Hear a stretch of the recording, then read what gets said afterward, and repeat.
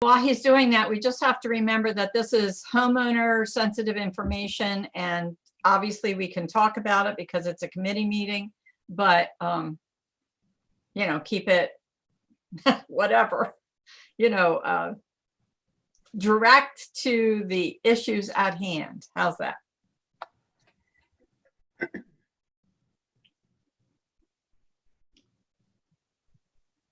So you're now streaming live.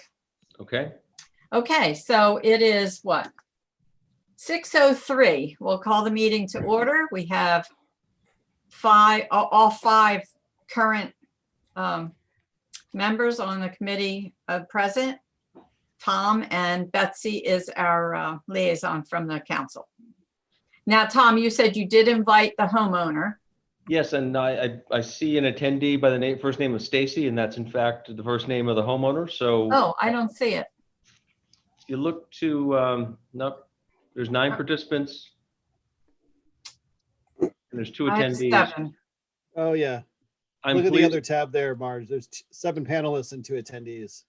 I'm pleased to invite and promote her in as a panelist so she can be an active participant if you think that'd Let be me helpful. exit full screen and see if that helps. Would it be helpful if I invited her in as a panelist so she could be an equal participant in the meeting? Yeah, I can't see her no matter what I do. Okay, Well, it's fine. Stacy, can you hear us? Stacy, I've just promoted you. Congratulations, Stacy. Stacy, you're on mute. I'm here. Okay, you're there. Okay. We have not got video of Stacy yet. No, we don't have video of Betsy either. She said we wouldn't have video. Stacy, No. would you be able to have video or not? No, I think we do that as a precaution. Oh, okay. Stacy's a trusted member, but it's dangerous to allow open video for participants. There's been some horror shows on Zoom elsewhere. All right. Okay. Well, Enough said. since we probably will not have another meeting in January, we could approve the minutes from our last meeting if everyone has had an opportunity to look at them. If not, we can put that off and table it until our next meeting. Marge, I might suggest, since we didn't have a formal agenda put together for this meeting, it probably is we'll best to hold that table it. over. Sure. Let's just table it. Okay. So then we're just going to deal with the sale of an affordable housing unit by Stacy so that we can be clear on procedures and where we're going with it and what the sale price can be, et cetera, et cetera. Okay, so that's going to be the only agenda item. Yes. Yep, that's great. And I'm pleased to introduce the matter if you like. Sure, go right ahead. I don't know the exact date. I can search it back, but about 2 weeks ago, the homeowner, Stacy at 27 Gristmill Road, reached out to me expressing her intent to sell the property. I think she's been in the home just under a year. And to her credit, she reached out, which is exactly what she should have done. At that point, I advised her that she should refer back to the affordable housing agreement that we can pull up here. It does provide instructions for how to go about sale of a affordable unit. And in fact, the first step starts with the homeowner sending a notice of intent, which has been done. And I can share that with you as well. So with the receipt of the notice of intent, and perhaps it's helpful if I just share my screen and bring up. I think you sent it to us. Did I? Okay. I recall it. Maybe you only sent it to me. Hold on 1 second.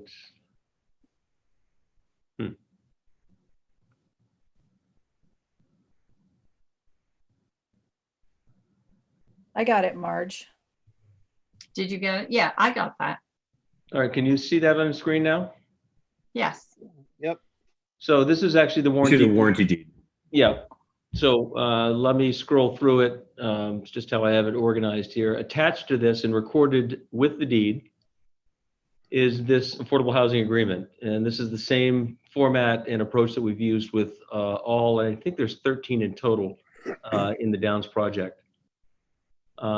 This document hopefully is familiar to many of you. You labored over this for months and years, I think. You are to be congratulated, I think, because Articles 3 and 4 really provide explicit instructions as to how to handle this scenario. So the first one begins here, Article 3, obligations of the homeowner, the town, so on and so forth. And in relevant part, I'll just scroll down quickly to section 3.2. And it reads, in each instance, the owner intends owner intends to effect a sale, transfer, or disposition of the property. The town shall, and it begins with receiving the notice of intent, which I have. And so there's three things that we really need to focus our attention on tonight. One is determine the qualifications and income guidelines for a qualified buyer. 2, determine the owner's maximum allowable price. And Article 4 below lays that out. And then communicate those two pieces of information back to the homeowner. So why don't I pause right there for a moment? And I know Brian has given some initial thoughts to this and maybe has some commentary. Tell me if you want me to stop sharing for a moment so we can see each other. Or Brian could put up the sheet that he prepared on Yeah, how to it's- calculate some of that information. Yeah, maybe you can stop sharing for a minute, Tom. Yep. Yeah, it's great to have that memorialized in right there in that warranty deed. It'll be a nice tool for us for this sale and for future sales going forward. And what we did when this was all theoretical was to create another tool in the form of a Excel spreadsheet to help us kind of answer these questions as the town, and hopefully turn these things quickly to be responsive to homeowners that wanted to sell.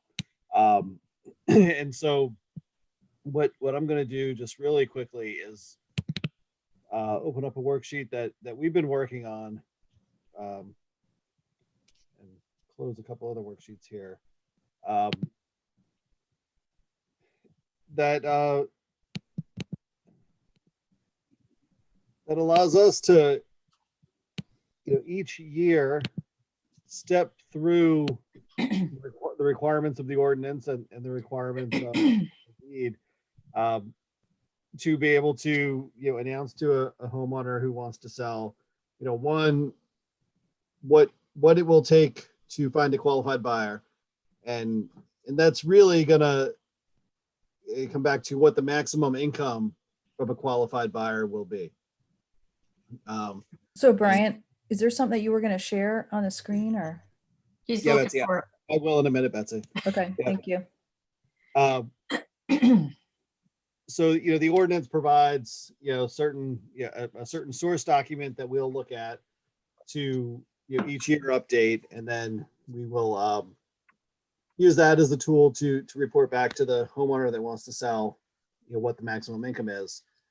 And then, there's a series of calculations, and we'll go through those in a minute, that will allow us as an alliance to work with the town to then announce kind of a first cut at what a maximum allowed sales price will be for the home.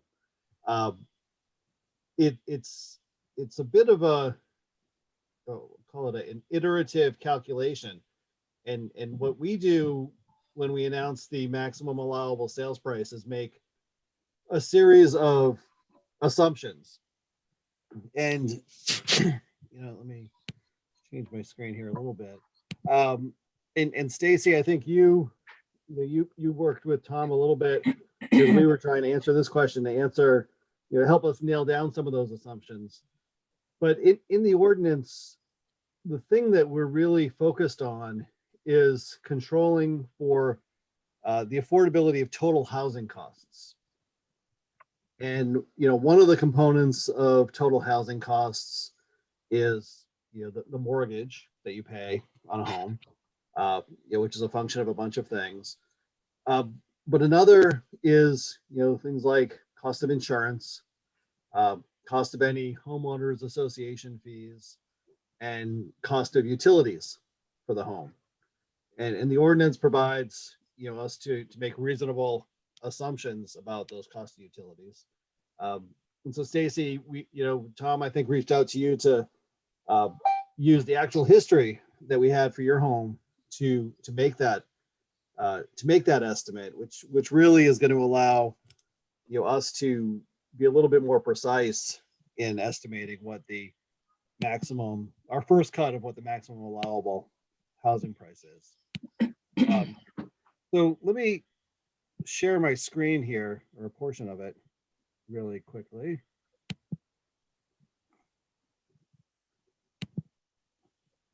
All right, here we go. So I'm just going to kind of walk through this tool of ours for folks, and folks on the Alliance have seen this, and we worked to make this something that we were accustomed to using. But Stacy, for your interest to see kind of how the sausage is made, and Betsy as our liaison with the council, I think you'll be interested in this, because I think you'll probably see some more of these in the future. So this will be good kind of vocabulary building. But here, somebody in the town and the Alliance will work on this update sheet to look at the published income levels that are published by HUD and available at Maine Housing's website. And this is the link where they're at this year. And on this sheet, we document what those numbers are. We also document the date that they were updated, and just kind of leave a breadcrumb trail of who updated them. And They're also modified to reflect the 80% AMI, which is in fact our definition of affordable. yeah, that's right, Tom. So this sheet that this comes from will actually list out, the 80% of area median income level, probably a 60%, probably 120%. And so this is, these are, if I look at this cell that I'm here at now, $62,800 is 80% of the area median income for a 2-person household, for example. And 78,500 is 80% of the area median income for a 4-person household. And these are all published numbers. We also update these assumptions about tax rates and mortgage information. So we look at the town's website to see what the current tax rate is in town, and we update it. And then we make an assumption about the term of a mortgage that a typical homeowner would get, and a general mortgage rate that it's kind of like an ordinary borrower would be able to get in the marketplace. And then the next thing we do is we go to this owner occupied worksheet, and this is really a tool that we kind of iterate with, and we have a couple of ways to use it. One, we can look here, and in the letter that the town writes to Stacy or another homeowner who wants to sell, we're able to discern from this sheet that the income limit for a qualifying buyer for a home of, let's see, for a 3-bedroom home will be $78,500. What this worksheet does is really for the broker or whoever's handling the sale to be able to do some quick screening to determine if a prospect is going to qualify for to become a buyer. And what it allows the agent or Stacy, we're doing it herself, to do is plug in the income of the prospective buyer, and then it kind of goes through this this checklist, and so it'll say, you know, if that income is less than this required level, you go on to step 2, where you start plugging in, you know, the number of bedrooms in the unit, you know, an expectation of your mortgage payments, and, you know, yada yada yada, to come up with the reasonable anticipated housing costs. And then based on that, you determine whether the cost of the home, you know, with all of these assumptions, counts as being affordable to the prospective buyer. And then you come up with this final determination as to whether the unit qualifies. For the letter that the town is going to be sending to Stacy, though, we only use, you know, this cell right here, because we're interested in what income level a qualifying buyer can have. It's probably worth just touching base on that. You have to look back at the official definition of affordable housing. This is a definition in the chapter 405, the zoning ordinance. We determined, and this committee wrestled with the issue, but for ease of administration, that units, owner occupied units of, help me out, of one or less. No. Here we go. It's I can pull up the actual language if it's helpful. yeah, actually here it is. Here it Tom. is. It's right on Yeah. the sheet. Okay. So in the case of a unit that has 2 or fewer bedrooms, the imputed income limitation will be 80% of the median family income standard for a household of 2 people. So if you've got a studio, a 1-bedroom, or a 2-bedroom unit, you're going to be basing your income qualification on a 2-person household. And in the case of a unit that has more than 2 bedrooms, we use the standard for a household of 4 people. And that's not an assumption. That's actually in the definition approved by council. That's right. So that's part of the zoning ordinance, part of the affordable housing definition, and and actually, so I could have actually. Can I jump in there? I'm looking at what you sent, Tom, and it actually reads one. In the case of a unit that has more than 1 bedroom, the imputed income limitation shall be 80% for a household of 4 people. I think we might have that number wrong. Okay. Yeah. There we go. There we go. Yeah. So again, the first step is to announce what the income level is going to be, and so Stacy, you know, you will be hearing in this letter that eventually comes to you that you'll be looking for a buyer who makes $78,500 or less to buy your house. Or combined parents. It's the That's a good household. point, Marge. Yeah, so it's the total household income. It's the total household. And then the couple of components of housing costs that we care about, in addition to mortgage payment and real estate tax, are insurance costs, HOA or condo fees, and utility costs. And you know, these 3 are assumptions.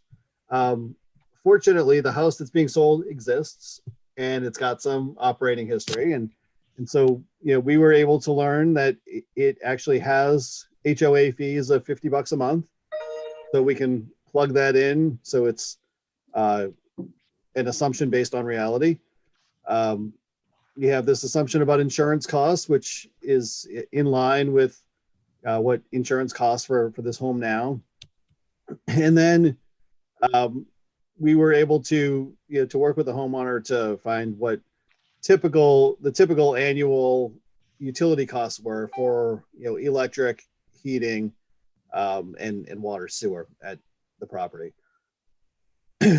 So when we plug those in, what this sheet does is goes through and iterates for a whole string of potential sales prices. And what it does, based on all those sales prices, calculates what the real estate tax would be. And then determines what the maximum principal and interest on a loan could be in order to consider the sale affordable.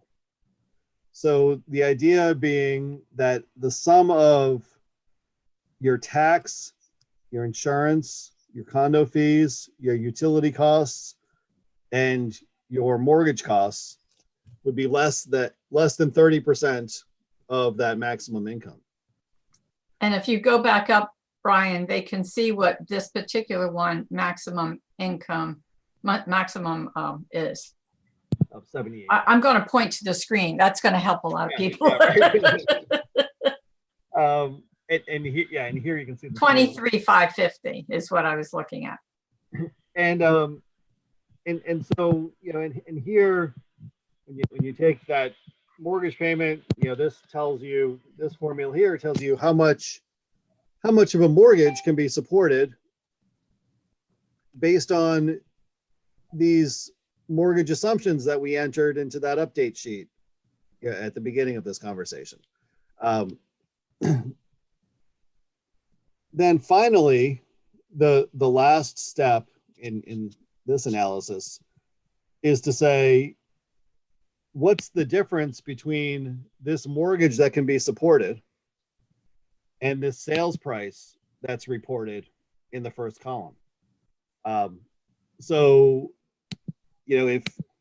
if one were to sell a home for $250,000, it's hypothetically possible to support a mortgage of $271,000 and still be affordable.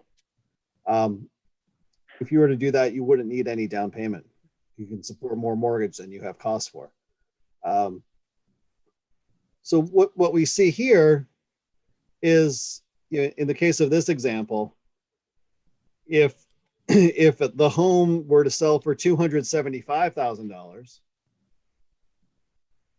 a buyer would need roughly $10,000 of a down payment in order to pay the cost of the house.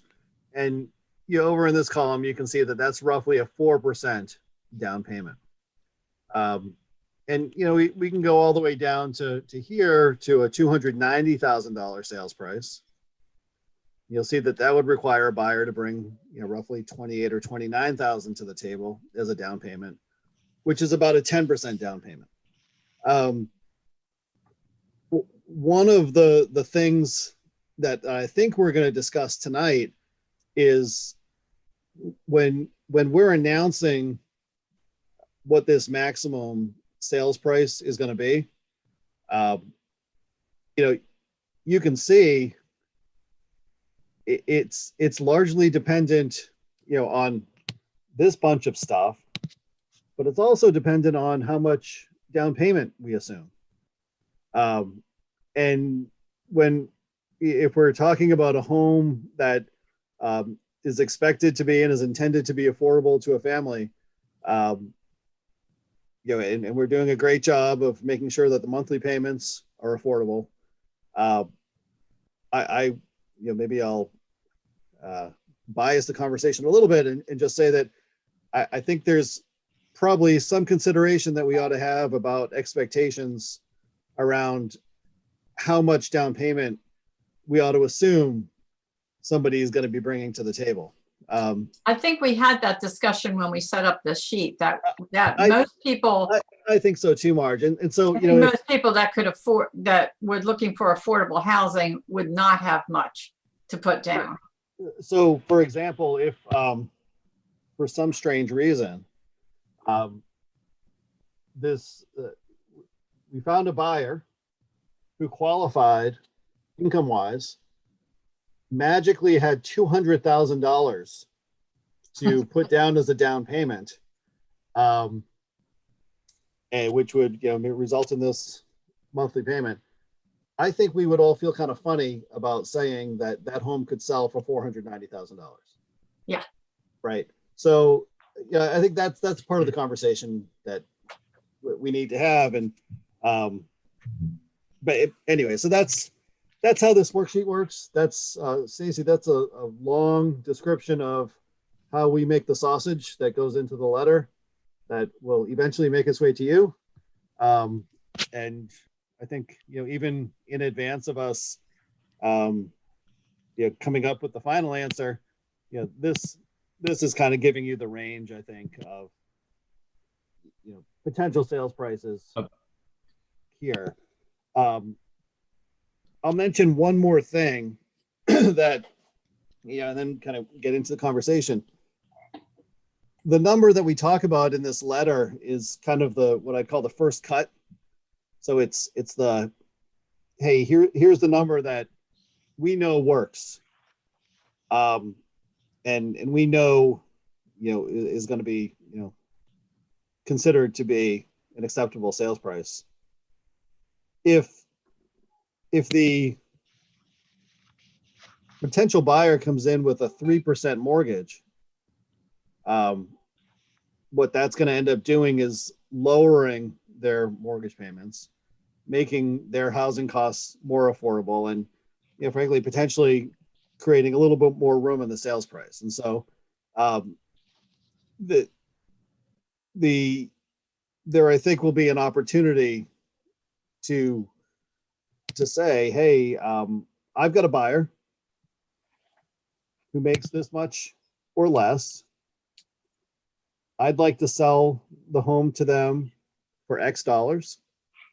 And here is my evidence that is an affordable price and will not result in housing costs that exceed 30% of their income. But again, our exercise here is to give an absolute good number that we're all comfortable that we'll pass that test out of the gate. And Stacy, perhaps it's benefit only to you, but it took me a long time to understand this. Why there's a range of sale prices is because that there's a range of incomes, and affordability is simply affordability to all of us on this call is a different definition because we all have varying income limits. In any event, our housing costs should not exceed 30% of our income. Is that a fair way of characterizing it? Yeah, Tom, I'll say one of the features of this program is to simplify that a little bit, and make it so that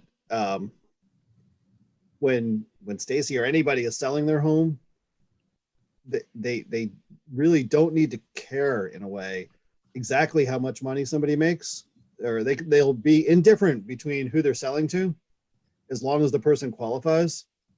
So if somebody, so the test is always based on this income limit. But so it's always based on 30% of 78.5. But let me cut to the chase. Go to the bottom of this. If I were Stacy, why wouldn't I say I am going to list it at 290 and I'm going to search for a buyer that has 10% down? If you were Stacy, I think that you would do that. Well, and I think the thing that the where the rubber hits the road is when 4 months pass and it's a struggle to find somebody with 10% to buy the house, but there's been a bunch of people who have 5%. Yep. Eventually you ask yourself the question, do I want to still hold out for somebody who's got 10%, right, or do I want to let it go for less money, but finally get the sale done? I think there's also something to be said about, we don't know anything about the property itself. I mean, presumably a realtor is going to help, talk about what that house is worth on the market, on an open market as well. And presumably, there'd have to be a price there that could be supported there as well. Yeah, but the problem right now is everything is selling really high, and they're selling over market and usually over asking. So, my daughter's a realtor, and you can probably ask any realtor friend of yours. A lot of times they only last a day. She was trying to take some clients to see a house and scheduled it for the next day, and by that evening it was already gone. So, I mean, everything's selling high. So that makes it even more difficult to find somebody who can qualify and be under 78.5 annually. And then also somehow have enough cash to put into the deal to make it work for a higher priced house. So, It's just, it's going to be tricky is all. the nice thing for, if you think of us as the regulator, the nice thing for the regulator is our job is to set the bar, and we have the luxury of not needing to worry about the practicalities, and then kind of the market operates under that bar. Okay. So Brian, do you envision us advising in this, which we have to do, with a discrete number, or how do you? Yeah, Well, you know the what I, interest rates are all also lower than 4.5. yeah, what I would imagine is if we were to say tonight that 10% is a down payment that we're comfortable with, and let's just pretend for a minute. I would imagine we would say, hello, homeowner. Here's the income limit. It's 78.5. The maximum price that you can sell your home for is 290. That is based on a series of assumptions, including this, and an interest rate of 4.5%. If you sell your home for 290 or less, you can kind of, we will deem it to be in compliance with these rules. And if you have a buyer who would like to buy the home for more than that, and you feel that you can evidence that that sales price will still meet the town's definition of affordability while not requiring more than a 10% down payment, we invite you to provide that evidence for our consideration. So Brian, I have a question. So does the person selling, they have to look at two things for the qualification? They have to look at income and number of people in the household? No. For No, a they don't. 3-bedroom house, we're just going to go with a 4-person household. When we're strictly looking at income levels, and so does the whole spreadsheet update if you were to change the interest rate or the tax rate or something? Mhm. Does it automatically update everywhere? Yeah. So Yes. so now let's say, let's do this for a quick sec. Let's say that I've got a buyer and they make $78,000. All right. So this is how we can maybe they make 70, whatever it said. So it's a three-bedroom house. And I want to sell this house to them for $300,000. Right. Wasn't that a formula right there? This is just a hard code. Oh, that's a hard. Okay. So let me see if I can just do this real quick. So this person magically, I don't know how, but magically is going to get a 2.5% interest rate mortgage for 30 years for 90% of that $300,000 purchase price.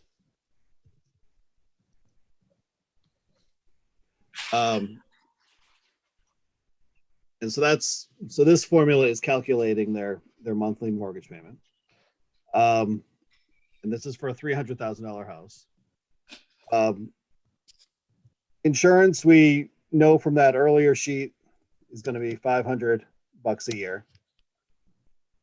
Real estate taxes, let's see, what are we doing here? I'm going to just quickly go to this sheet and see for a $300,000 house, I'm gonna That call times it. 1486, yeah. Oh, yeah, there you go.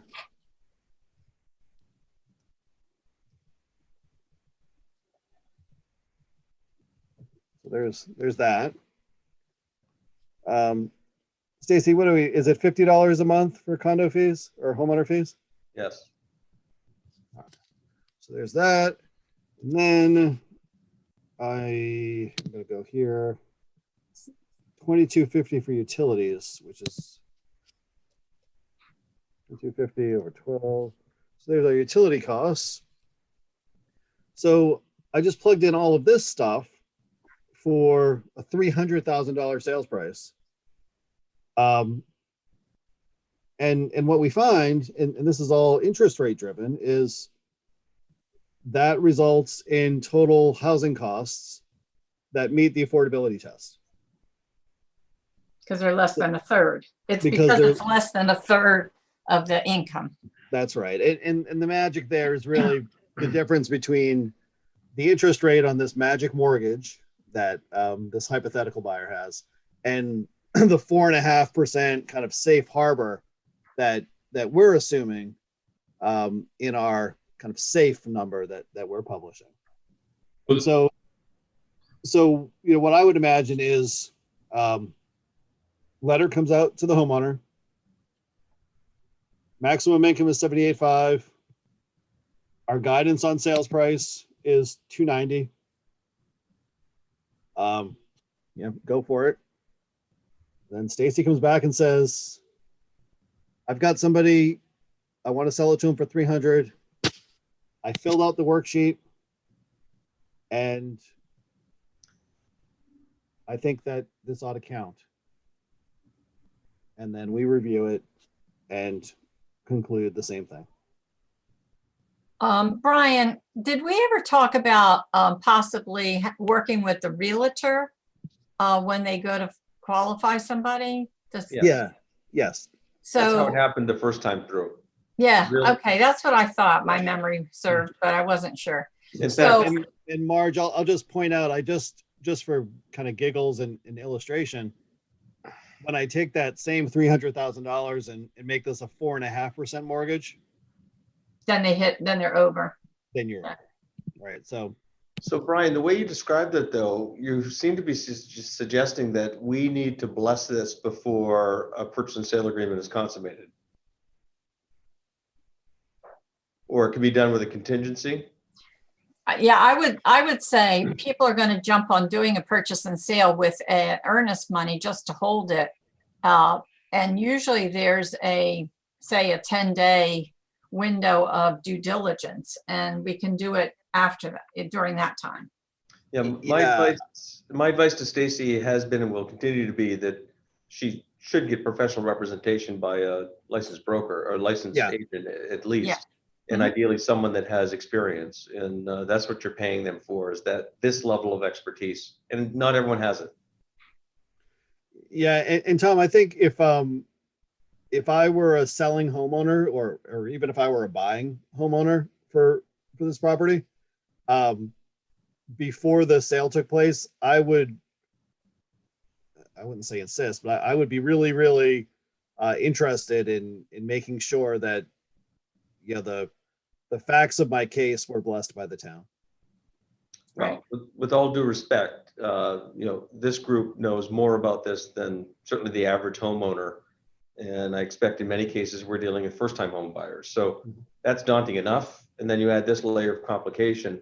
I don't disagree with you, but I'm not sure if everyone would be similarly concerned. Yeah.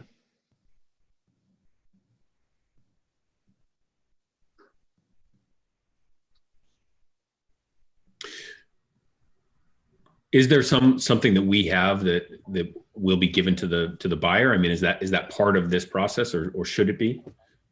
Yes, the affordable housing agreement requires us to respond back upon receipt of the notice of intent, which we have. Two things. We need to determine the qualifications and income guidelines for a qualified buyer. And we need to determine the owner's maximum allowable price. That's what we've just been walking through. So it's incumbent on us, and time is of the essence. And I think Stacy wants to move forward with this. So we're in a position, ideally tonight, I'd like to be able to answer those two questions, communicate that information to her as soon as tomorrow. Well, I think knowing it's a 3-bedroom and coming up with that 78.5 is one answer that she needed. And she should pass that on to her realtor. And if she's doing it herself, she would obviously have to pre-qualify people. Yeah, but I mean, it seems to me we know most of these inputs, other Yeah. than like a realistic interest rate, and obviously we won't know about the down payment, but that'll be up to, Stacy and her realtor when they're marketing the house, is to set the price so that they can find this buyer. And so it's really just a question of is there a number that we should be using other than 4.5? Because I also agree. I think that's much more than current interest rates. Yeah, the only Uh, problem with figuring that out is interest rates go by your credit worthiness. And I mean, you can get 1.9 if you've got 800 plus score, but you certainly can't if you're a first-time home buyer and you have no credit to speak of other than you defaulted on a car or something, then you might get 4.5. But since we're flying blind here, I think it does make sense, and Brian characterizes that as a safe harbor. That's kind of, we Yeah. all nod and realize that it will likely be better than that, but we'll give her a number for purposes of this calculation that we think is going to be at or below. Is that fair? Yes, I agree. 4.5 or better. It will be 4.5 or better. Is that a number that like is published somewhere where it's like, Brian, this is like an industry standard safe harbor? No, No. it's really, this would be a number that gives us enough comfort that with the market fluctuations over a year and with differences in potential borrower credit ratings, this is a rate that a borrower is going to be able to achieve in a transaction like this. And I think if we keep the door open for a seller to come back to us to demonstrate that they still comply with with an even higher sales price because of one of these assumptions changing. Would that be though? I mean, that would be somebody has come in and they've offered more than the asking price, because if we're providing a maximum sales price here, is there anything? I guess there's really no provision here to say that Stacy has to list it at that price. She could list it higher. Yeah, With the hope that that would be found. It's almost like if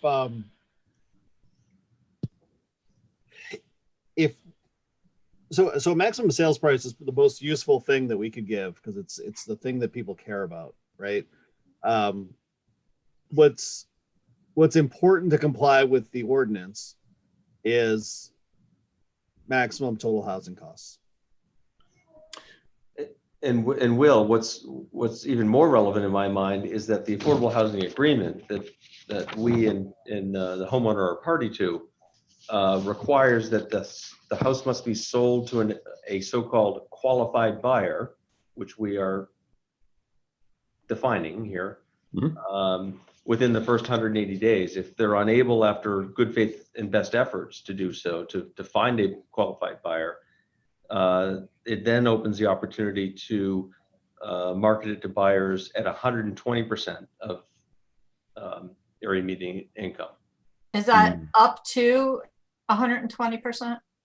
Or does it jump from 80 to 120? I mean, do we just go to 100 first? The qualified buyer is then defined by a buyer whose income is 120% or less Okay. in the most recently published MFI. Do we have anything in there that says that my understanding is that our obligation tonight is to define what that maximum sales price is For the first 180 days, yeah. So it would be that then would have to be the listing price for the 180 days in order to at the end of that 180 Well- days to lower the standard. I mean, the asking price is important because they need to market the property. They need to, put it on the MLX Right. system and say, this is what I want. It will be what it is depending on the circumstance of the actual buyer. So it may be slightly different. I think what Brian's suggesting, what if they come back and it's slightly higher, but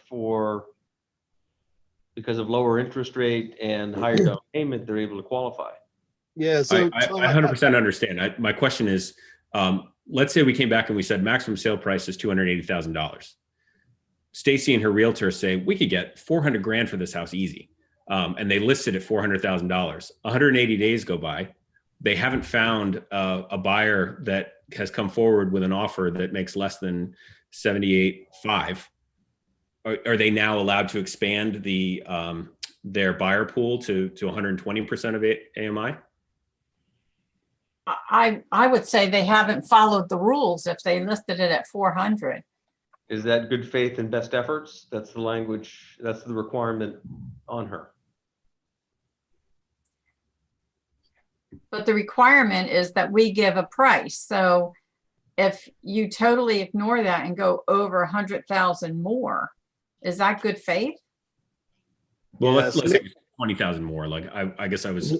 yeah, so Will, maybe if we think of this as the maximum listing price, and maybe that kind of changes the mentality a little bit. And if we say the maximum listing price is 290, right? And then we know if it sells for 290, it's going to pass the test. Mhm. But then If they can give a down payment. If they have the down payment. and then or Marge, the- you described this like white hot real estate market. Mhm. So now let's say, Stacy's out marketing her home and he's participating in this white hot real estate market, listing it at 290, and somebody offers her 325, Okay, or somebody offers her 300 because we know those numbers will work. but they qualify because they make under 78.5. And they qualify, right? Then I think, as we're kind of writing out the procedures here, there ought to be a mechanism to say this sale complies with the ordinance because, Well, yeah, but there's the one That's more fine. piece. Their housing cost has to be less than 30%. exactly.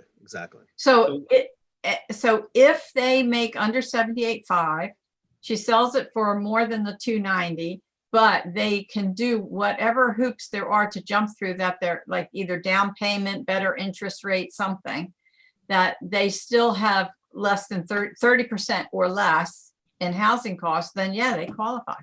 Yeah, and just to be clear, it's regardless of what their income is, it's 30% of the 78.5. That's a big. Oh, okay, okay. Yeah. So even if they make 65 or 60, it's still 30% of 78.5. Yeah. Okay, So could we communicate, for purposes of a discrete number, a number of 290 for listing purposes? If in the event that number is higher than that, indicate a willingness for them to come back and look at the particulars of that whatever their deal is. that buyer. Mhm.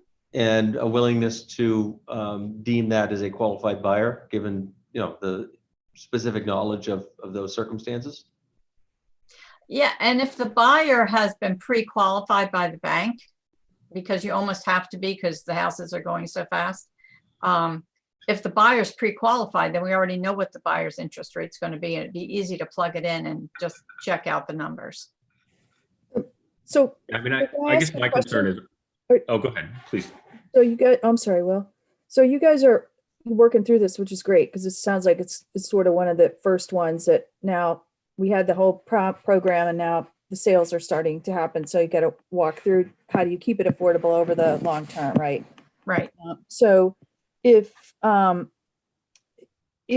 based on Tom's scenario and all of this spreadsheet that does the calculation that Brian was doing on the first tab, I mean, is that something that staff could approve and say, yes, selling at 300 still meets the whole criteria, or, is it going to have to come Yeah. back to a committee meeting or? Yeah, Betsy, that's the idea, is that this committee would work to either recommend the components or maybe even create the framework for a set of tools that staff could then use to self-administer the program. Okay, yeah, okay, so that's, Oh, right, we wouldn't need to have a committee meeting. Once Yeah, we, that- once we go through this and agree on the criteria, so to speak, then yeah, you could just plug in the numbers and make sure the calculation comes out. right, that- you gotta that's see the- it work through a couple of times to see Yeah. how it's working. I'm, Yep. so.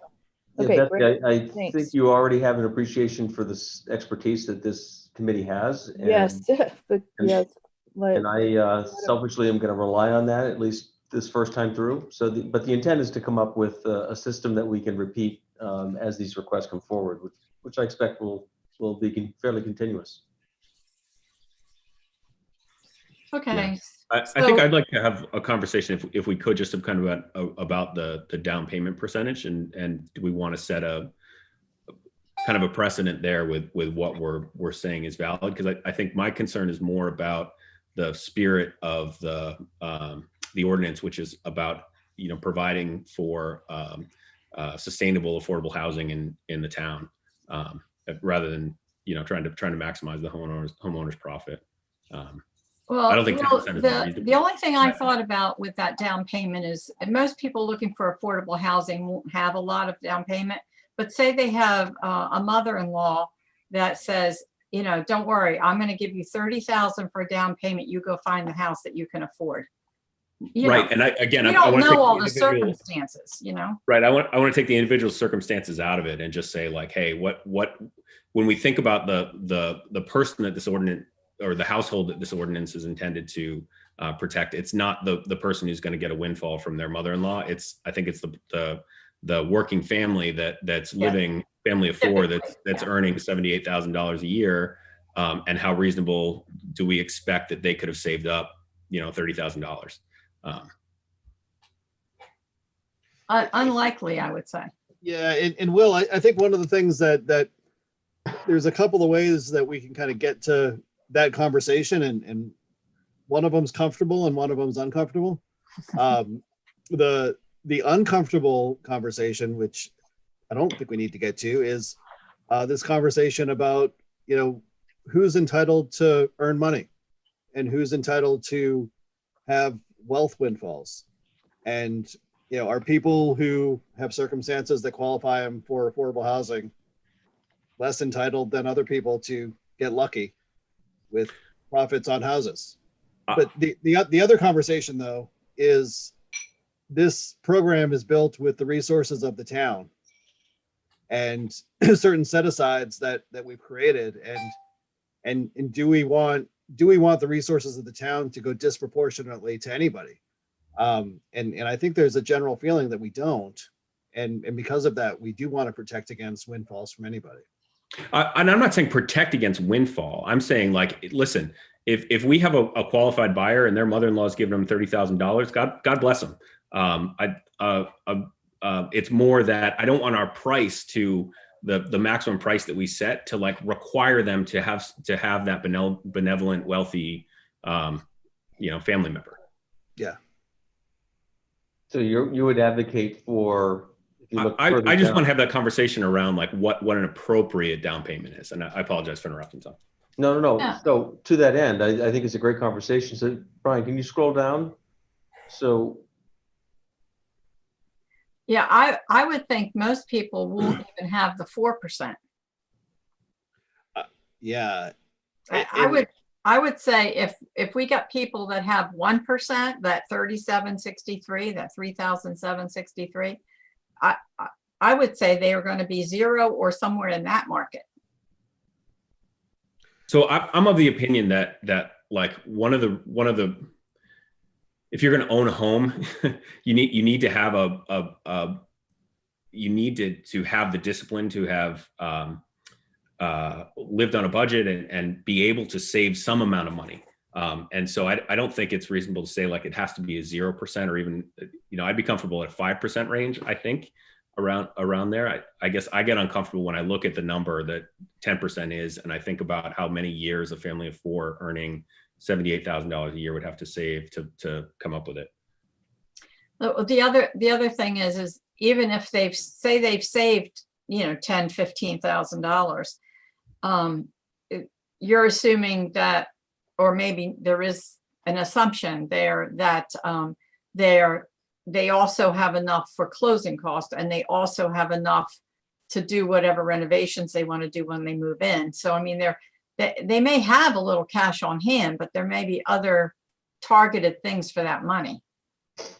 Yeah, that's a good point. The market's going to continue to dictate that. The number of people in the market who are in that income range, who are willing to pay that price, is going to decide that. So I sort of I struggle between saying, is it 280, is it 290, is it 300? Because quite honestly, this could be a retiree on a fixed income with $1 million 401k, right? Presumably, depending how it's invested, but yes. But if their current income is under 78.5, Yeah. you're saying they still could have investments. Yeah, I mean, that set of numbers may not, I mean, but yeah, to your point, Eric, they could easily have $50,000 to throw at a sale, right? Yeah, they sure could. I think, again, I'm looking at what I think the spirit of our charter is, which is not the retiree with $1 million in the bank. It's the family of four that needs an affordable place to live. And so it's I don't want to. I would never preclude that retiree with $1 million to come in and buy this. If they're qualified, they're qualified. We're not going to get into that far into everybody's business, I think. But it's more like when we're saying what the maximum price can be, I want to be thinking about that family. And I think the distinction around maximum listing price, I think, is a good one that Brian made earlier, because that then at least sets the target. But if the seller and buyer can come together and get something larger than that, because everything still works, they are qualified, and they have more of a down payment, then that's great. Yeah, I as agree long with as that. all the numbers check out in the final tally. Yeah. Yeah.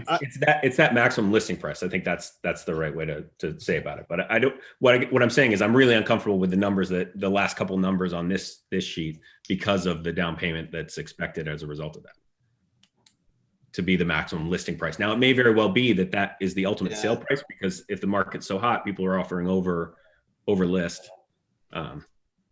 We'll remember the interest rate, though, that's baked into this sales price assumption is 4.5%. Right, which again we said was a safe harbor, Yeah. safe harbor estimate. So, and I think that's reasonable to use in the listing price. And again, I'm open to conversation, but I guess my leaning is going to be more toward the to not maximizing the profit of the current homeowner, and more toward the thinking about that buyer. Right. And we don't know what the current homeowner paid. Well, I mean, we could find out, obviously, but we don't, that's not coming into consideration. So No. we want the current homeowner who also bought as an affordable unit to at least be made whole for the money that they've put out. So, Marge, one of the things I would, the question that Will brought up gets to really interesting things, like, and with this maximum listing price, I get pretty comfortable with a 10% down payment, or maybe even the 7.5%, when we have this safe harbor interest rate, because it provides room for things to kind of happen in the sale. When we get to the question, though, of, say I'm selling the home and I say, oh my goodness, look at this. I've got a buyer who I can demonstrate that their housing costs are going to comply with the ordinance.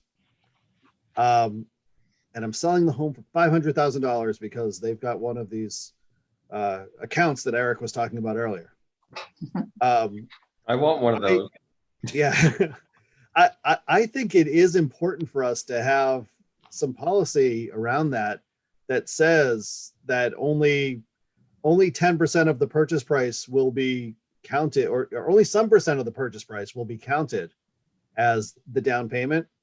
and the remainder will be assumed to be financed, for the purpose of doing this calculation.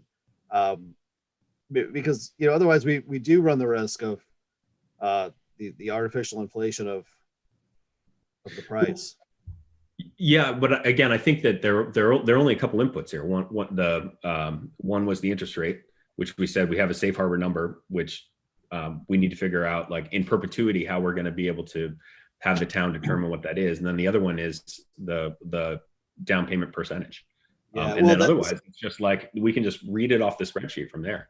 Well, that's for the listing price, though. Correct, for the listing price, not for the qualifying price. That's the problem later, and we've got a sheet that will help us determine if they're qualified. Yeah, and I guess so. Maybe that's a conversation for another time. Is that when this sheet's getting filled out, this sheet to determine, is this particular sale to this particular buyer going to qualify? I'd suggest some sort of discussion around, or some sort of inclusion around, limiting how much of the purchase price can be paid in the form of a down payment. Just so that we don't get an artificial, so that we don't have somebody with a $10,000 mortgage on a $400,000 house, Yeah, because Yeah, that would defeat the purpose of the whole program. Yeah, maybe. I think we should probably table that conversation, to your point, Brian. Yeah. On efforts, but- So Tom, we need to give enough input so that this can be completed and Stacy can list her house. Can we go forward, and if we give you 78.5 as the income limit, 30% of 78.5 as the total housing cost, because it's no matter what they make, it's 30% of 78.5. Then she can list it at 290, and this is the table that would be based on 4.5%. Well, that's where I'm uncomfortable, Marge. I guess I'd like to have a conversation around that before we. Can we deal with them in two separate pieces? There doesn't seem to be much question, or I haven't heard discussion around the income limit advice that we need to give. Are we agreed? And perhaps, Marge, you could take a formal vote on this, that 78.5 is the guidance? Sure. Let's take a formal vote on that. We have a 3-bedroom house. Therefore, we're using the 4-person household number. Mhm. And based on the current HUD listing for 2020, that amount is 78.5. So do I hear a motion? Well, can I just ask before we vote? Do we need to vote? I mean, that's kind of like, I thought that was what our ordinance kind of dictated. Was that number, fair enough.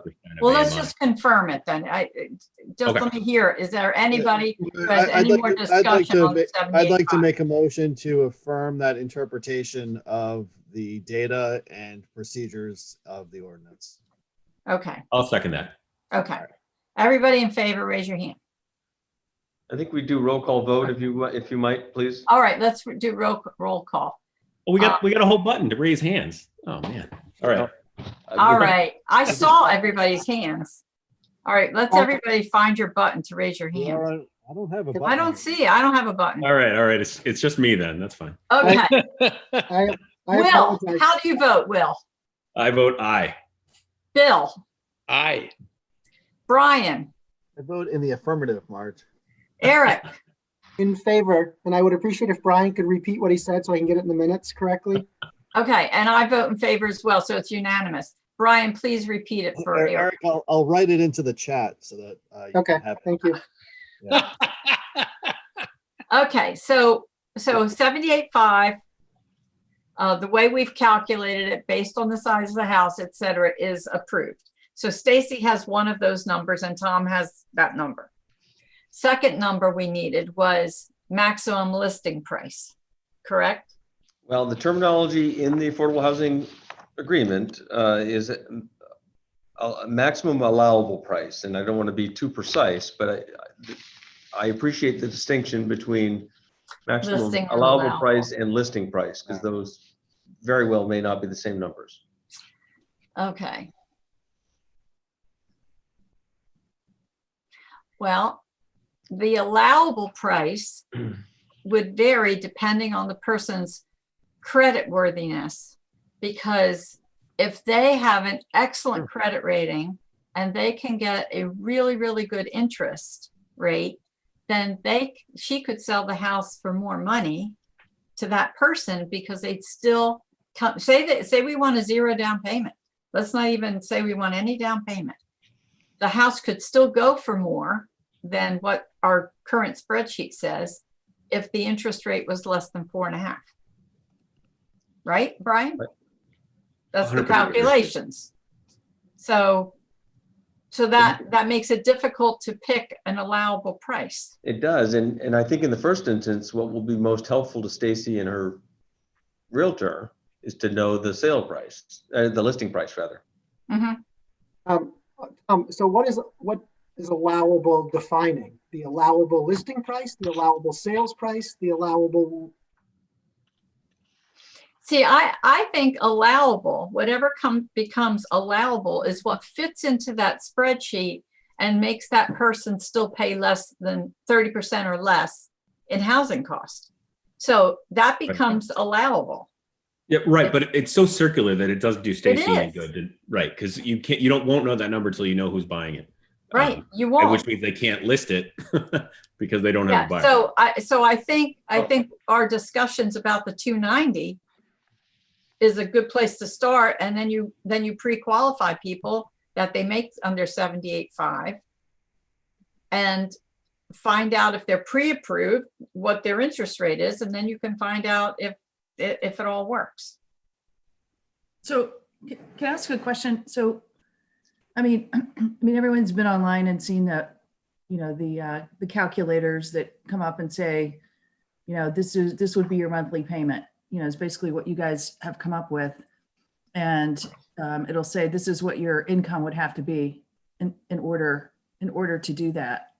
So, I mean, are you saying that if someone makes the max, the 78,500, that 290 is the maximum with the way that we've calculated it, that the house could cost? Is that what the calculation? If it's at 4.5% interest. Okay. And they have $30,000 of Down payment. But allowable under our definition is it could be 390 if they had $138,000 that they wanted to put down.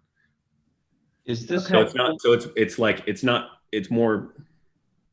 It's less It's clear too than. fluid to give a number other than, This is the closest we get to a definition. This is from the Affordable Housing Agreement. okay.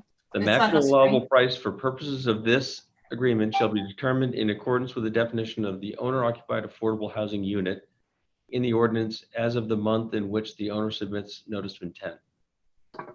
So I almost wonder, I mean, it doesn't sound like it requires us to say what the maximum is. I mean, I almost wonder if, a broker would figure this out based on what they think the interest rate's going to be. Because that's their world. They're doing that. And they kind of know the income range that someone's going to be in. They don't know the down payment, but I almost wonder. But they also don't know the person's credit score, which would definitely impact your interest rate.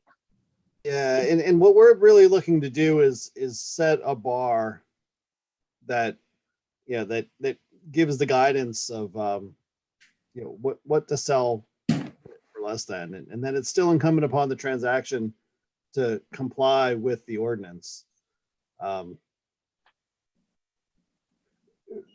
Will, is there a kind of safe harbor down payment that is greater than 5 and less than 10 that makes you comfortable? Well, I'd actually be okay with 10 as long as we're setting some kind of precedent. So that if 10's the number, 10's the number. I personally think it's too high, but there's more than just me on the committee. So if 10 is a number that everybody's comfortable with, I can go on. It's a healthy down payment. Yeah, it's healthy. It's healthy to accompany the healthy interest rate, I'd say. Yeah. Yeah, I mean, sorry, I keep jumping in. I'm really bad. No, at no, it. that's okay. Will, go ahead. Go ahead. My concern again is that just how, that's $30,000 on that, $300,000 home. How long does it take that, that's cash that they have to hand over at sale. Plus, you brought up, they got to pay their the Closing costs. broker fee, closing costs. And this is a family of 4 that's making 78.5. I mean, it seems excessive to me personally. But that 30,000 is based on a 4.5% interest rate. If we lower the interest rate, that comes down. I'd also say that if it is excessive, it won't happen. Hence affordable. Well, Right, no, the I market- guess what I'm saying is like, if there aren't people, if it is a struggle to get that, to buy the house at that level and still hit the affordability definition. You're tilting your buyer pool to those people that have that have that windfall. And you're kind of taking it away from that family of 4 that's starting out. That's, Yeah, I think there seems to be there's 2 policy concerns wrapped up into this. One, guarding against windfall for the seller, and 2, that the buyer isn't someone that meets the intent of this whole program, right? I think there's the danger of both those things happening. But I don't think we get to decide that. I think that if we're trying to imagine the persons or families that's going to move into this that fits, sort of the Scarborough Housing Alliance's vision of this. But if I'm a single person and I make $78,000 and I have a $30,000 down payment because I'm frugal, don't I get to live there too? And don't I get Yeah. to You do. 100% you do. But we didn't price you out by saying, that Stacy can list it at $320,000 a year. We priced out that other family. Why should that other family have any kind of preference over the 'Cause family Eric just described? Because personally, I think that's the intent of the Workforce housing, yeah. They of the both have affordable this, housing. That's the spirit of what we're trying to do here, which is not to say like, hey, young guy in your 20s making $77,000 a year, put away 30 grand and come buy a sweet house. It's it's trying to help that family of 4 that needs an affordable place to live. Thanks, Will. I'm not in my 20s though. Do remember, whoever Early buys this 30s, house, early 30s, Eric. How about that? 31.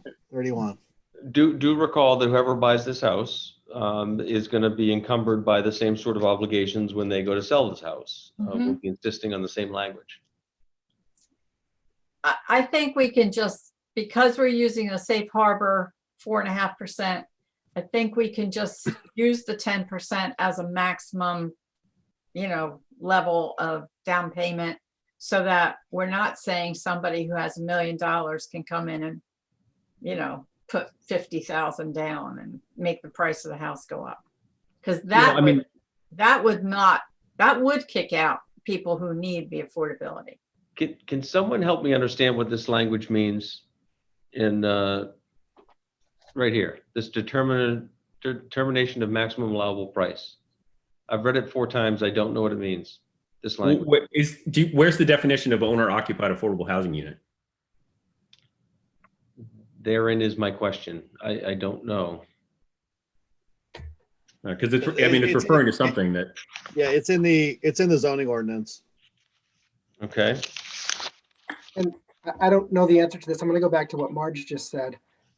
We're qualifying income. We are not qualifying assets. We are not asking for assets. We're not asking for bank statements or 401k statements.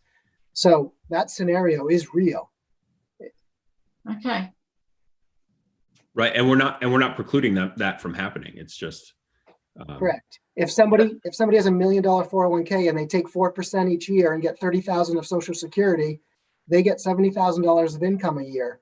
They qualify, right? Yeah. Okay.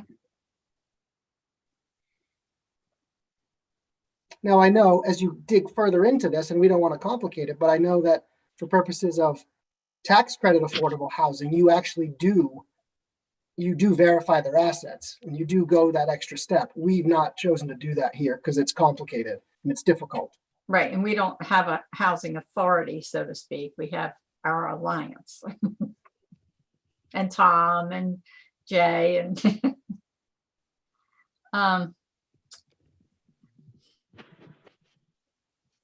so what do we want to do?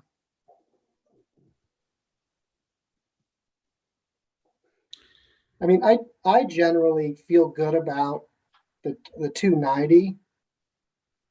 I feel like the 10% is a good target for at least a listing price. And if the realtor and the seller can find a qualified buyer who wants to pay more and has the down payment and their housing costs don't exceed 30%, And so be it. then they win. But the Yeah. market's going to define that win. That the pool of people is not 1,000 or 3,000 in the greater Scarborough area. It may be a handful. And so they just have to, the market's going to sort of dictate that. Yeah, I guess my concern is more that they've got 6 months to wait out, and then that pool grows. And so at the end of, like, again, if we set this price too high and they don't find, you know, those 10 buyers that potentially meet that qualify and have enough for the down payment, then you get a much larger pool. And so the incentive is not there to price it lower, unless they really need to sell quickly. And I do agree with that, Will, and I may agree with that more in a down market or a tough market. But Yeah. I think a listing at 290 in this neighborhood Yeah, isn't going to take 6 months. no, might take 6 days. So Can we, here's the definition, and Yeah. there doesn't seem to be any reference by my quick read of down payment. no, it's just all the criteria for affordable. Yeah, I think it's the 30% input with all Yeah, that. the annual payments, mortgage, taxes, condo fees, et cetera. It's all that stuff. Yeah. Okay, You know, that 290 number for a brand new 3-bedroom house yeah, in a It's town affordable. where something similar is probably selling for $400,000, mhm, $500,000, passes the sniff test for me. mhm, I agree. So is there a Yeah, motion? again, I can go along with that. I just want to be thought that we're setting a precedent here of 10%, and that's fine. And I guess I'd be more inclined to say, you know, we're setting a precedent around that 10% number than you know, every time we're going to do a sniff test. So All right, 290 is so the let's, number. oh, I'm sorry, I Tom, was go just gonna ahead. say, if 290 is the number, should there be commentary or, you know, any guidance regarding what's assumed as part of that, including down payment? I guess I'm looking for advice as to how to word the letter to be as explicitly clear as we can be at this point. But we can come back to that once you decide on the number, I suppose. Okay, let's do it again by roll call. If you're accepting of 290 as the recommended sale price. or Hey, list Marge, price. could I make a different motion? Sure, make a motion, Brian. And I'll maybe type it into the box for. Type it into the chat box. All right, I'm gonna type it first and then I'll say it. Oh, The suspense. I know, I'm right? I'm waiting for the typing. I pulled up my Yeah. chat box. We're all on the meter here. I know. I know, I'm just hoping my husband took the All right. rhubarb pie out of the oven. I hope Here we so. go. So I move that we adopt a policy of assuming a 10% down payment for the purposes of setting the maximum sales price. And that way, we're not just talking about one transaction, but we're talking about, you know, all of these transactions going forward. And Yeah, I'd second that. there, it's in the box. Yep. Assuming again, yeah, it's a precedent that we're setting here. So, and it doesn't seem unreasonable. All right, so I will do a roll call and you can say yay or nay. Brian? Affirmative, say, you have to speak it. I affirm. Affirmative, Marge. Okay, Bill, Yes. Eric, Yes. Will, Yes.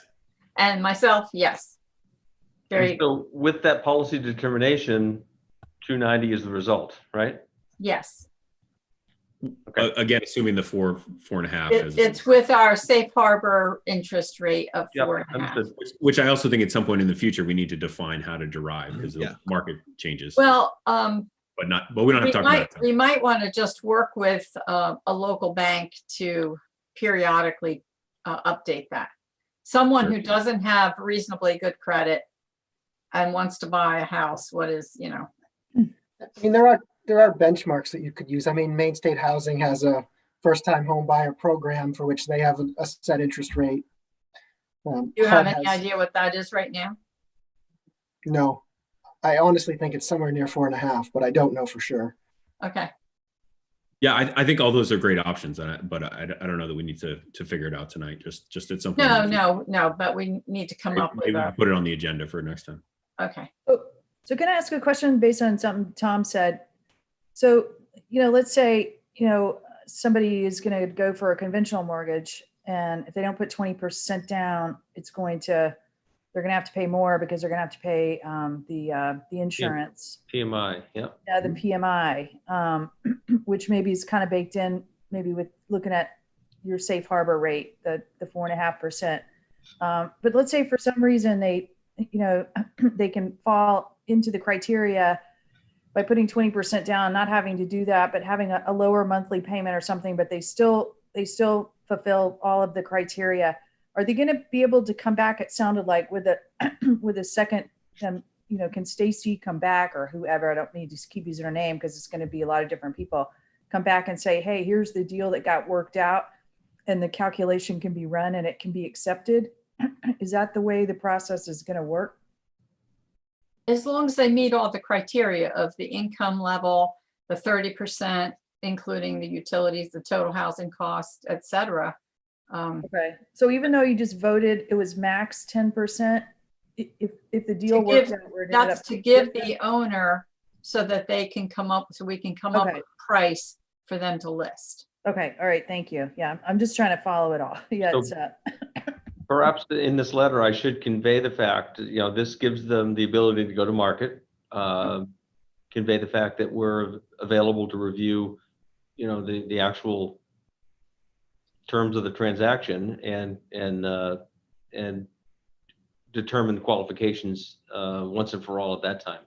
Yes, we need to finalize it because even though we're giving them criteria for the income level, we still need to run the number with, like, say they get 3% interest. So we still need to rerun it with the real criteria. Now, interestingly, Stacy's been listening to all of this discussion. I wonder if, I don't know if she's interested at all in being part of this or has any questions. She's muted right now. You want to unmute Stacy and ask any questions? Do I have that ability? No, she just did it. I did. I unmuted. Okay. I guess I have one question. One? If I was, Oh, wow. I'm tickled if you only have one. Would you like to Well, I join our was committee, curious Stacy? if I was looking to list at, say like the max price is 290 that I can list for, if I listed for more expecting 290 as my max price to sell at, like, would that be okay? Oh, you think somebody's going to come in low for you? So you want to list Yeah. higher? Yeah, usually if you have a listed price, they want to lowball you and throw an offer out there. And I Cool. guess you could say, no, I want something higher. But if you list higher, then they'll lowball you and you'll get the price that you want. That is in a buyer's market. Right now, we're in a seller's market, but you can certainly work with somebody and come up with. Brian wants to speak. Go ahead, Brian. I'll be quiet. I was just gonna say, what we're announcing is this maximum sales price, and Stacy, I think just the thing to be aware of is kind of this notion of good faith effort, right? And so, if you were to list for $1 million, I think we would all have a hard time saying that you made a good faith effort to sell at an affordable price. You know, if you listed at 291 or 292, yeah, maybe we would all conclude that you made a good faith effort in an effort to land at a price of 290. You know, the ordinance speaks to the sales price. It doesn't speak to the listing price. I mean, that's my perspective anyways. So if you want Kind to, of a gray area. include some room for negotiation, that person's still going to have to come in and meet the criteria in that spreadsheet. So if you go too high and they don't have a down payment, they're just not going to meet it and you'll have wasted everybody's time.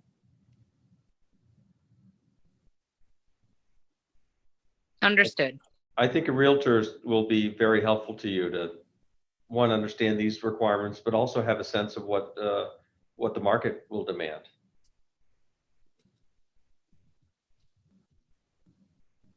Is there a circumstance here where a buyer would make an offer higher than the 290, but would have to have the price drop to 290 to consummate the sale? There is, if Stacy would have to agree to that. And since that's the maximum price allowed, she doesn't have a lot of options. Oh, she could Well, wait up for another buyer. Yeah, but Bill, if somebody comes in and is and offers 300 for her 290 because they want to make sure they get the house, so they offer more than asking. Okay. Yes. If they're under 78.5 for their income and they get a good interest rate, and whatever that down payment comes out to is less than 10%, because now it's going to be a lower number because That they get a works. good interest rate. I get you. The formula works. If it still fits in the formula and everything says check, I got it, it works, I get you. then you can go forward. Yeah, I get you. Good. All good for me. Okay. Did that make sense to you too, Stacy? Okay. Yes, absolutely. Thank you. Thank you. Betsy, you have any final questions?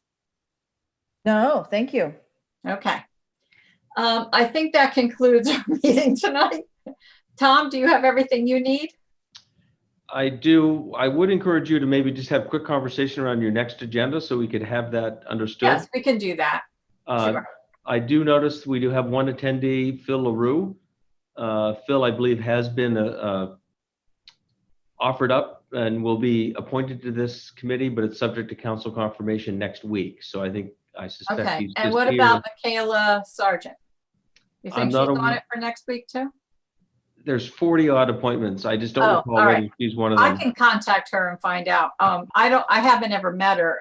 It's just a conversation on the phone. I know Dick is certainly going to be brought forward next Wednesday. Okay. All right. So that will fill our openings. Yes. Okay. So do you want to have a quick conversation on the next Sure. agenda? Yep. And Stacy, you don't have to stay on for our next agenda discussion. It was nice having you here. Thank you very much, guys. I'll be in All touch before the end of the week. You're welcome and good luck. Okay. We had a meeting agenda. I mean, we had a meeting scheduled for the fourth Wednesday, but since we had this meeting, I assume we're not going to do the fourth Wednesday of January. Does everybody agree, or would you still like to have the fourth Wednesday of January meeting? I think we're good. I don't think we have anything pressing. Okay. No, I don't know. This was the only pressing item. Okay, so at our next meeting, we're going to do election of officers. Because I don't want to be chair. You better raise your hand, Marge. No, I want somebody else to be chair. On the 31st of January, my husband and I are taking off for at least 6 weeks. We've got a motorhome and we're going south. So February's meeting, I will not be around for. Okay. I may be back for March. I'm not sure. By the fourth Wednesday, I'll probably be back. we'll- Marge, you can download Zoom for your phone, you know. Yeah, I know. My husband has put in, I don't know, they're boosters or whatever it is for the phone and the internet and the television and all this stuff. We'll see you in February, Marge. Yeah. So I have approval of minutes, which will carry over. Approval of minutes, yes. Election of officers. Election of officers. Well, I would love to have a conversation around coming up with a standard set of documents. So whether it's me doing this again for another buyer or someone else sitting in my chair, can be consistency to this program. So that might be a longer range project for the committee. But it'd be what great to about the have- letter you're sending out now? Do you want to send that to us and get any feedback from tonight's meeting? I would love that. I'll circulate that for review and comment. Because maybe we also just need that template letter where you Yep. can fill in the language of the numbers and, In a related matter, I believe we have 12 other homeowners in the Downs that have similar requirements. I think it'd be great to have a formal communication with them. One, welcome and an introduction, maybe remind them of their responsibilities. There's an annual report requirement that only one have complied with so far this year. So that letter could come under my signature, but it may be equally valuable to have it come under collectively the alliances. sure. Okay, so let's put that on the agenda. Okay. And that's sufficient, I think. Without having the minutes in front of me, did we have any items hanging from last time? I can look, hold on.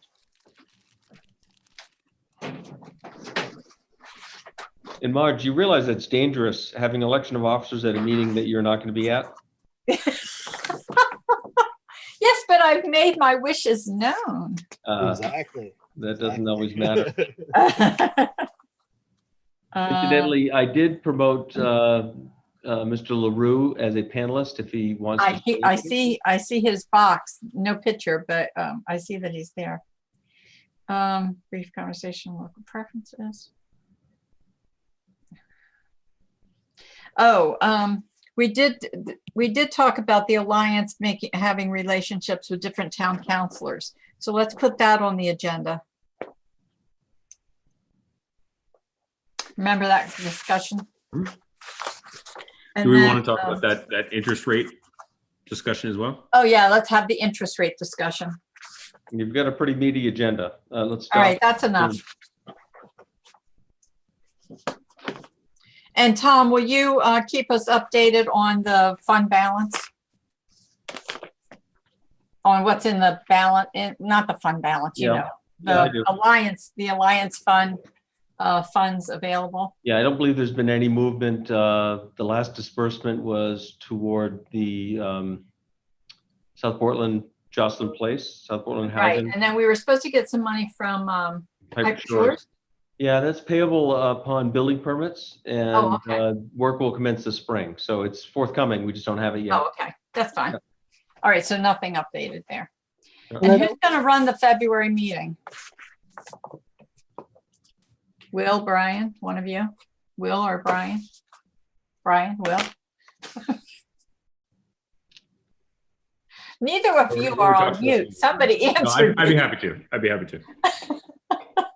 Good job, Will. That's All right, right. we'll collaborate the week before on getting an agenda out. Okay, Perfect. good. Okay, all right, and then, thank you very much, and then, you can send me the Zoom link if I'm not, otherwise occupied. We'll see you there. I will. Okay, all right, thank Any you so much. comments from those that are connected by audio only? Thank you. Good night. Good Thanks, night, Betsy. Betsy. Thank Good to you see you, Betsy. all. Very Good good. job, Mark. Good job, Dick. Marge. Hold on, we got Dick here now. Okay, yep, Oh, he's gone. Uh, no, I heard him. Thank you all. Very interesting. I'm looking forward to working with you. Okay, thank you. Good. Take care. Likewise. All right. Adjourned. All right, Marge, I'd like to make a motion. yes. What? I move we adjourn. A second. Okay, Got to go have my rhubarb pie. Bye, guys. Have a good night. Good That's night. good. Thank you all. Nice job, Marge. All Good right. job, All Brian. right, thank you, Thank Marge. you. Thanks, Brian. You did a lot of work on this. He Appreciate did. it. Thank you, guys. Thank you all. All I'll right. circulate a letter. Okay, thank you. Bye-bye. Bye.